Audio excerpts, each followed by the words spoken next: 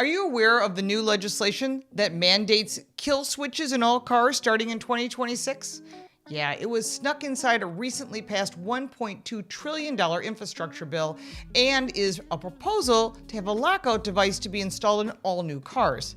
This is no joke and has already passed Congress and the House. So that means it's in play, it's the law until something changes that.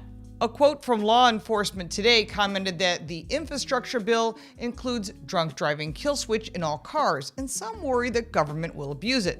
Drunk driving appears to be a cover for what can occur. The possibility for abuse is clearly something which bears watching. This could also give access to outsiders with spyware and hackers. Once you open up access to the electronics, it can be misused by the government, preventing you from driving during lockdowns and national health emergencies, and opens up access to criminals with bad intentions, as computer hackers could seize control of these vehicles. And this is a huge safety concern.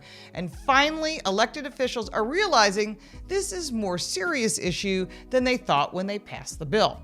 Now take a closer look at this infrastructure bill they jammed through. Section 24.220.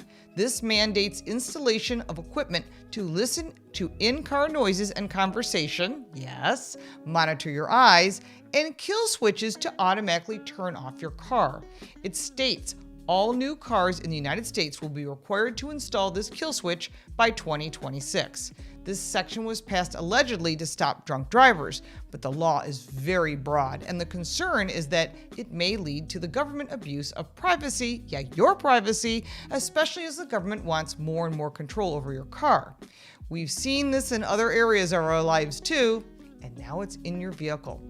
This would mean that any system that would require vehicles to be connected to the wireless networks, which isn't much of a stretch because we already have Wi-Fi in our cars, and since a majority of new vehicles, virtually all electric vehicles, come with Wi-Fi capability and automatic updates, General Motors was one of the leading car manufacturers to include in-car internet connectivity over 10 years ago through its OnStar system.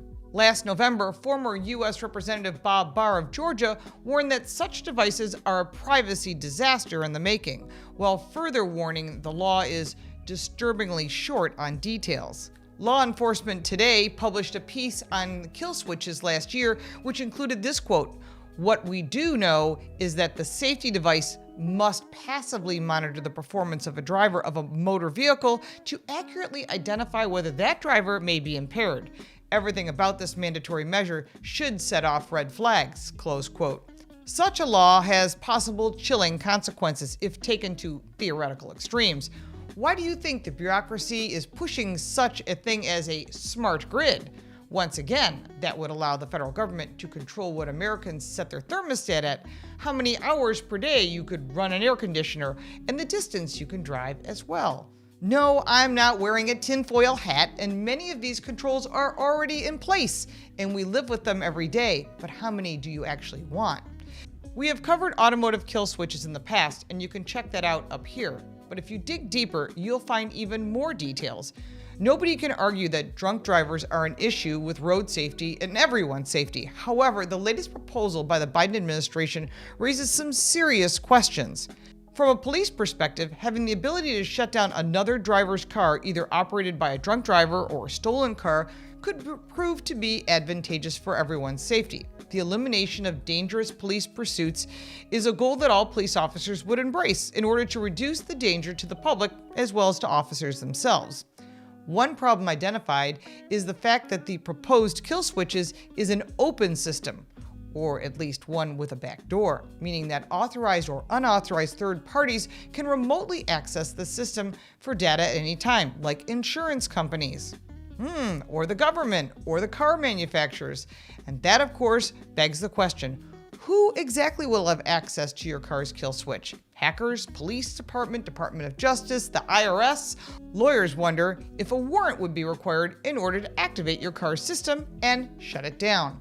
In all vehicles built after 2026, drivers will no longer have the sole choice as to whether or not a car may be driven, and instead that decision will be, at least in part, put into the hands of the algorithm over which the car's owner or driver have neither knowledge nor control. While such technology clearly presents some advantages, as mentioned, parking drunk drivers and eliminating police pursuits, there are plenty of scenarios you can imagine a safety perspective for you and your teenage drivers or your elderly drivers and friends that could make you very concerned.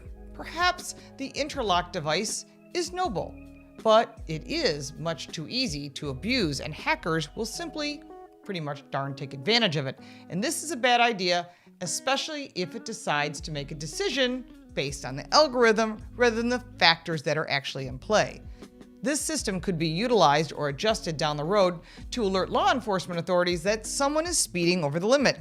This is already in place in the UK.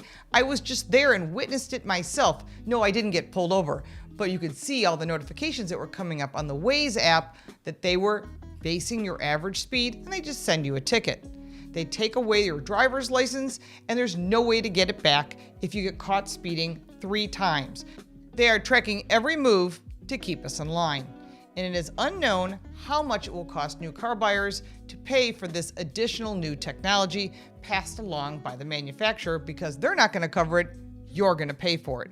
The kill switch is coming, and there's nothing you can do, and some of these systems are already in current vehicles, and the only way to undo this law is to defund and remove this current clause. Now is the time to speak up and tell your elected officials, I want this removed, we don't need these controls, and it violates your Fourth Amendment rights. I'm sure you've got some comments. I'd love to hear them. But if you like this video, give it a like and subscribe for more videos like this one. If you have any comments or questions, I'll be more than happy to get involved in this conversation. If you'd like to support my channel, you can buy me a cup of coffee. The link for that is in the description, plus all the links for our website, social media, the book, and the podcast. I'm Lauren Fix. Thank you so much for watching.